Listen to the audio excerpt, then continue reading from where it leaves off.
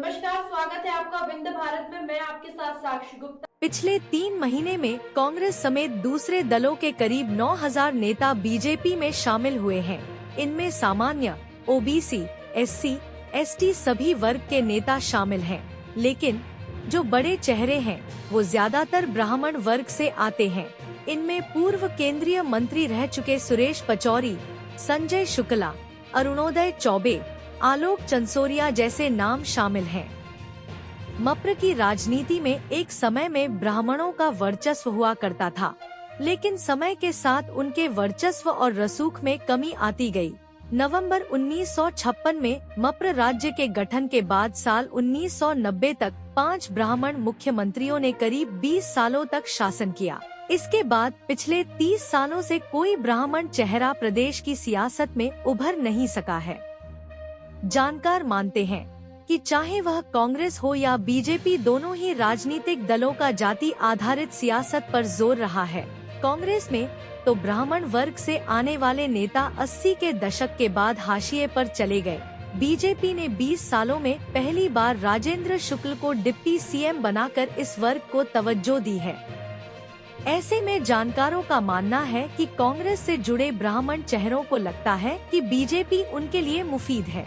वे इसकी एक और वजह मानते हैं कि जिस तरीके से बीजेपी ने सनातन संस्कृति को बढ़ावा देने और कांग्रेस को सनातन विरोधी करार देने की मुहिम छेड़ रखी है, उसे ब्राह्मण वर्ग से आने वाले चेहरों की उसे जरूरत है।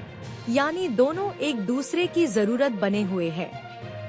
पहले जानिए कांग्रेस छोड़ने वाले बड़े ब्राह्मण नेताओं के बारे में। सुरेश पचौरी पूर्व केंद्रीय मंत्री, 50 सालों से कांग्रेस से जुड़े थे। इंदिरा गांधी के समय से कांग्रेस में रहे। संजय शुक्ला इंदौर 1 के पूर्व विधायक रहे। इस बार विधानसभा चुनाव हार गए। इंदौर लोकसभा से प्रत्याशी की रेस में थे। अरुणोदय चौबे खुरई विधानसभा 2008 में विधायक चुने गए। सागर लोकसभा सीट से दावेदारी वापस लेते हुए कांग्रेस छोड़ दी। शशांक शेखर कांग्रेस की कमलनाथ सरकार ने महाधिवक्ता बनाया था। वे विवेक तनखा के करीबी लोगों में शामिल हैं। आलोक चंसोरिया जबलपुर लोकसभा का कांग्रेस की ओर से चुनाव लड़ चुके हैं। पेशे से प्रोफेसर चंसोरिया कांग्रेस की वैचारिक रीढ़ माने जाते थे। रंजना मिश्रा सीधी जिले से आने वाली रंजना कांग्रेस महिला मोर्चा की प्रदेश महामंत्री थी। इनके साथ जिला महामंत्री रोहित मिश्रा भी भाजपा में शामिल हुए। सुरेश पांडे सीधी जिले से आने वाले पांडे कांग्रेस में कोऑपरेटिव सेल के प्रदेश महामंत्री थे। रश्मि मिश्रा रायसेन जिले से आने वाली रश्मि कांग्रेस का महिला प्रदेश संगठन मंत्री रह चुकी हैं। कैलाश मिश्रा भोपाल से आने वाले और सुरेश पचौरी के करीबी नेताओं में शामिल हैं। अभी भोपाल कांग्रेस के जिलाध्यक्ष थे।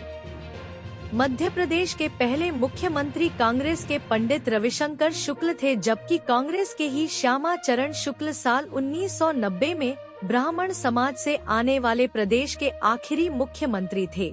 इस बीच कांग्रेस के कैलाश नाथ काटजू और द्वारका प्रसाद मिश्र मुख्यमंत्री रहे, जबकि 1977 में पहली बार गैर कांग्रेसी सरकार का नेतृत्व किया उस समय के जनसंघ के नेता कैलाश जोशी ने। वरिष्ठ पत्रकार सुरेश शर्मा कहते हैं, साल 1957 से 1967 तक कांग्रेस के आधे से ज्यादा विधायक उच्च जाति के होते थे और उनमें से भी 25% से ज्यादा ब्राह्मण थे।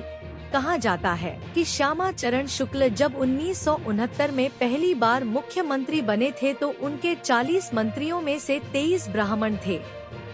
80 के दशक में